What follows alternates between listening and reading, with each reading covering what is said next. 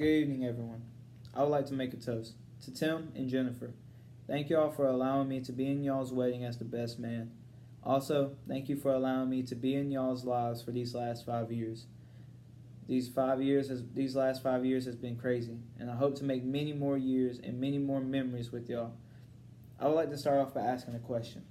What is love exactly? We have all had love for someone or something. Love is not just a word. Love is not just a feeling that we have towards someone or something. Love is much more than that. Love is sacrifice that we have to make sure that person that we love happy. Love is being by someone's side through whatever they go through. Love is making sure that they are taken care of before yourself. Love is patience. I would like to tell a short story. There's a guy from England and a girl from Pakistan who met online, and gradually they began to chat to each other regularly and became good friends. After a few months, they expressed their love for each other. They were happily in love for a few weeks until one day, suddenly, the girl stopped responding to the guy's message. He waited and waited. Weeks passed, and he still sat by his internet awaiting her message, but nothing. He was scared something had happened to her.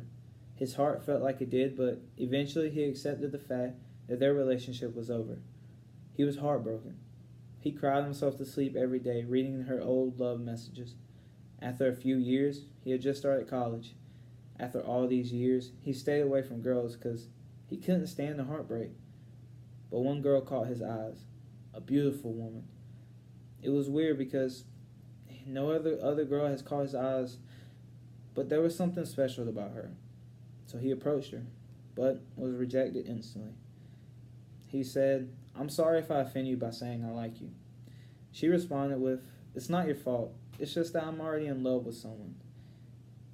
He also said, "Oh, right. I'm sorry you're already taken." I actually know. I fell in love with a boy 3 years ago. He was from here, but due to circumstances, I had to leave him. But now as an excuse to study, I have came here in search of him." The guy responded by saying, "Wow, actually, I've been through something similar." And she responded with, "Really? What was her name?" "Alyssa." And as he said her name, he looked down at her books, and it has her name, Alyssa. They embraced each other and burst into tears. He asked her, "Why did you leave me?"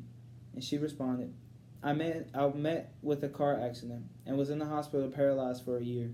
I only fully recovered 6 months ago. Everyone thought I was going to die, but the thought of seeing you kept me alive.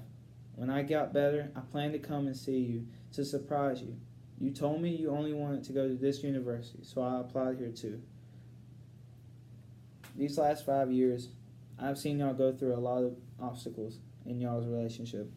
Seeing them go through the pain, the tears, the smiles and laugh has made me to cherish the ones that I love in my life. Because we don't know when our life is over, and we should not take for granted the things, the people, and the time we have in our life. I challenge you all to look at your life and the people in your life, to cherish them, and to make sure that they can see the love that you have for them. Thank you, and cheers to Tim and Jennifer.